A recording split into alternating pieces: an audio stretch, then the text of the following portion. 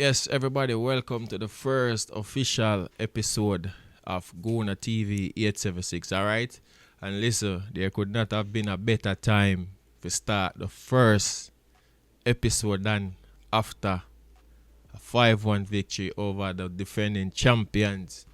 Yo, I'm happy for you. See my face, you must know, cause listen, almost every week, my cuss. You know what I mean? But you know, it's good for win. Against Man City again. We all know what happened in the first game. That last minute equalizer. So it was good to get one over them this time. Stay humble, them say. I mean, I guess we could say they were humble today. But anyway, first off, thanks to everybody who subscribed to the channel. All right, it means a lot to me. So all who no subscribers yet, there's still time for subscribe. So make sure you hit the like button, hit the subscribe button, share with your friends, your family, everybody. All right. So again, welcome to Guna TV 876. I don't know, it's Lenky your host. All right. So how we gonna start? We all know the game finished 5-1. For all who watched the game, it was a good game. City had a couple of chances, but overall, they weren't. We didn't feel threatened throughout the course of the game, except for probably like two occasions. We had goals from Odegaard, Partey, Lewis Kelly, Havertz, and Wanyeri, and Haaland got the consolation for Man City. Let's look at some full-time stats. City led the possession with 54.5%. We had 45.5%. Possession-wise, it was a pretty balanced game. No team totally dominated possession, in my opinion. We had 12 total shots. They had 7. We had 7 shots on target compared to their 4. We, two teams that love to pass the ball, possession-based teams. It was no surprise to see both teams having a lot of passes. We had 391. They had 470. We had 5 corner kicks compared to their 2 fouls. We had 6 conceded and they conceded 7. We had 2 yellow cards, which, I don't know how City escaped this game without a yellow card, because I think Bernardo Silva alone could have got 2 yellow cards. At one point he just barged into the back of Odegaard.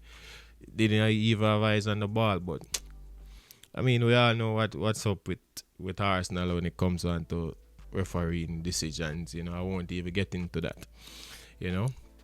So overall, I'm happy with the 3 points. Can't complain. Let's talk about the goals. So we had an early chance in the game from Kai Havertz where he had a shot. I think he would have been better if he had passed to Martinelli. But listen, it's early in the game.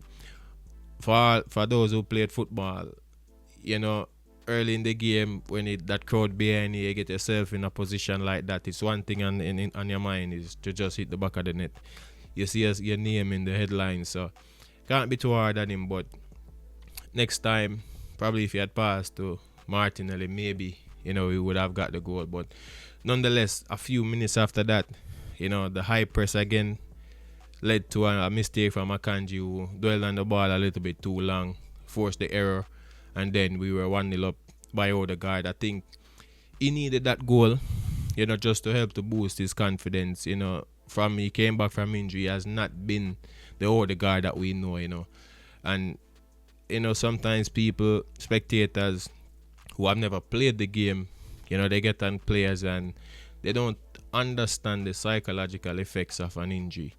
I've been there before where I've had an injury, and I tell you, it takes a toll on your mental. I think it was good he got the goal today. It would definitely boost his confidence. We all know we have a couple very important fixtures coming up, so that would do a really good for him. After that, HAALAND, which we are once he's on the field, he can pop up anytime to score a goal, and he did just that.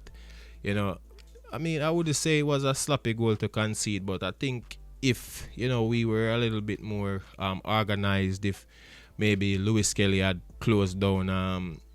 I think it was Savino on the right hand side before he passed the ball to Foden. And also if Trossard had, just stayed to Foden, stay tight to him, and prevent him from passing that ball that led to the square that Haaland scored from. But it's football. These things happen. You can't. You almost have to be perfect, to go through a game without someone making an error. And like I said, playing the game, sometimes you just have that moment that you just switch off, and things happen. But overall, we responded well. Shortly after that, Partey put us back in the lead with a shot that took a deflection, and that just emphasizes the importance of shooting. I don't know what is it with Arsenal players that it's like they're afraid to shoot. I don't know if it's a coaching issue or they just want to score the perfect goal. But we don't shoot a lot, and we all see when you shoot. Trust me, so many things can happen. We see goalkeepers spilling balls. We could get a rebound. We could get a deflection, which occurred today, and we ended up taking the lead. So I've watched it many times. We just, once we get on the edge of that box, we do not want to shoot, and I don't know why. But overall, happy for the goal, happy for Partey. We all see what he brings to the midfield, when he plays there.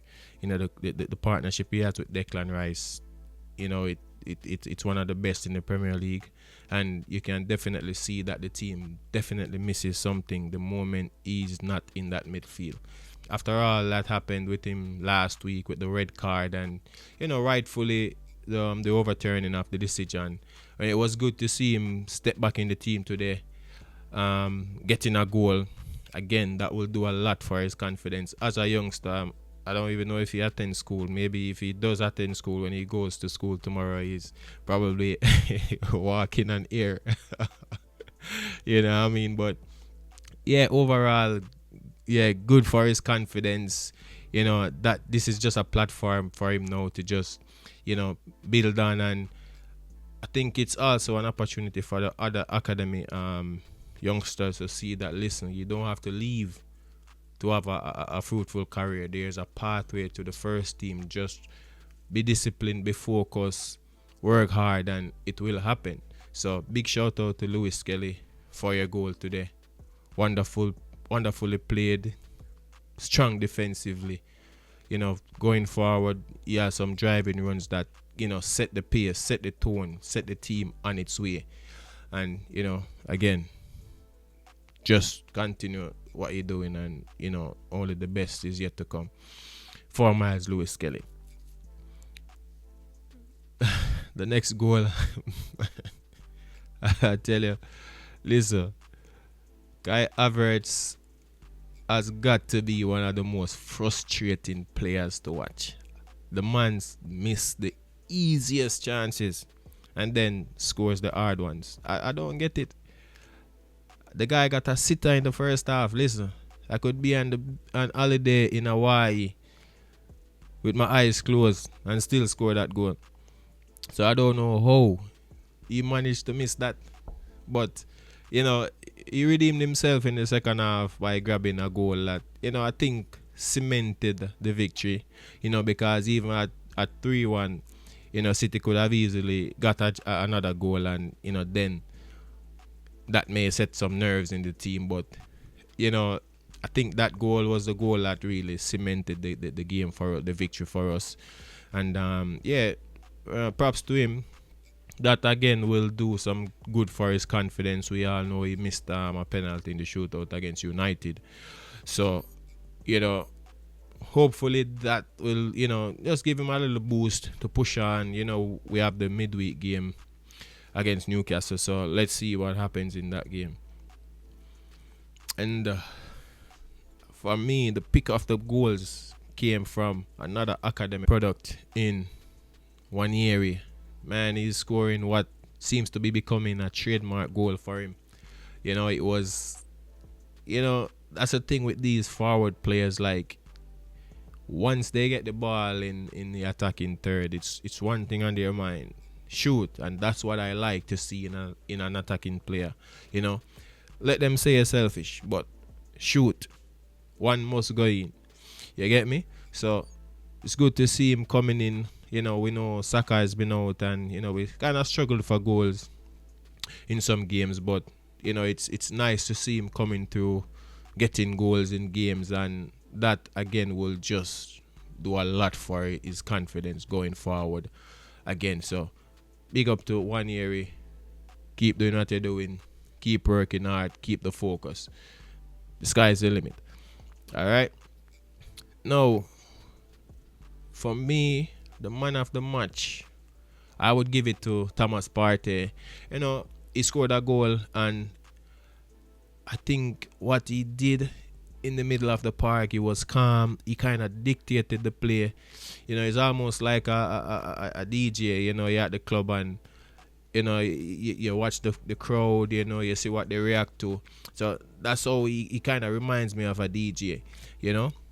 Sometimes there's a pass. Other players may rush to make the pass, and he just attempts to make the pass, and then the opposing player commits to closing down that pass, and then he just holds it, and then that opens up other spaces for players to run into. And I think he did that well today.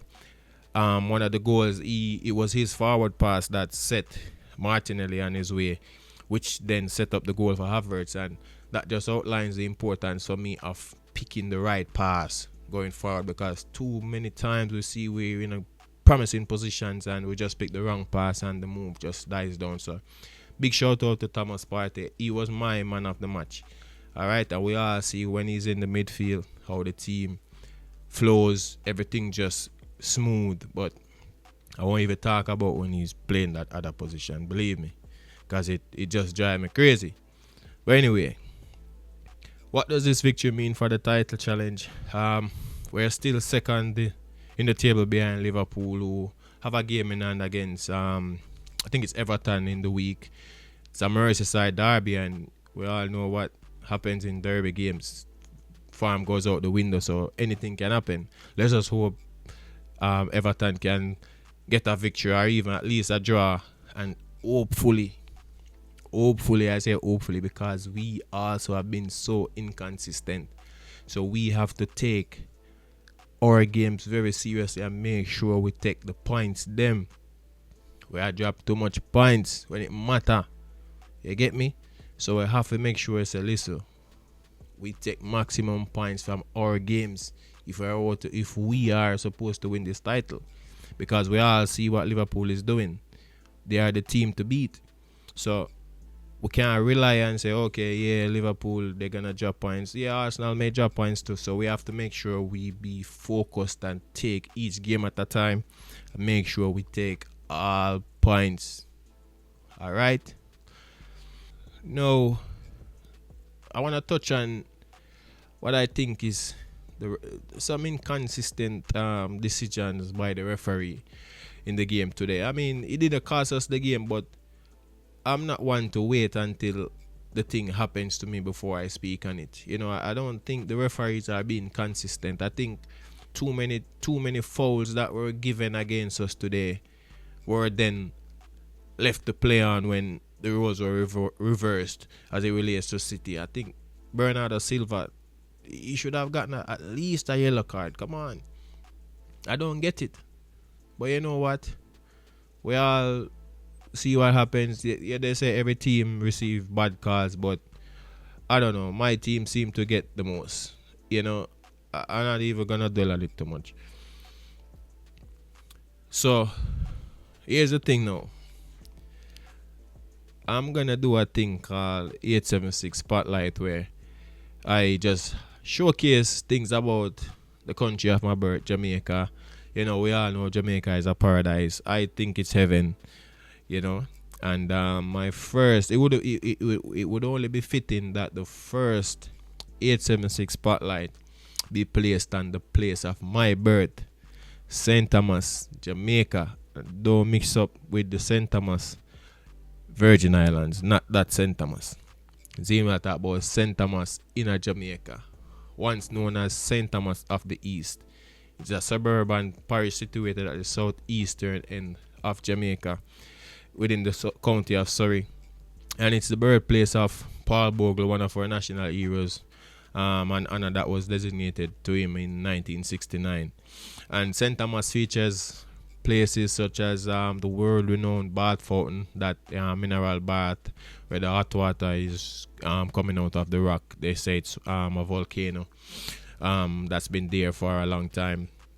Reggae Falls as well, and St. Thomas is the home of many of the world's biggest reggae and dancehall artists such as Bushman, Stevie Face, Morgan Heritage, and Popcorn, to name a few. So, anytime in Jamaica, make sure you check out St. Thomas, Jamaica, the place of my birth. Alright? And here we now. Thanks to everybody who check in the episode today. Remember, if you don't subscribe as yet, there's still time.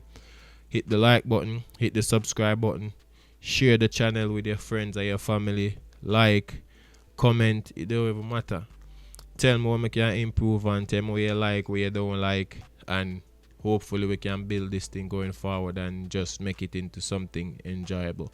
So here from the 876, this is Lenky, and may I say watcha. Love God, live good, one love. Alright?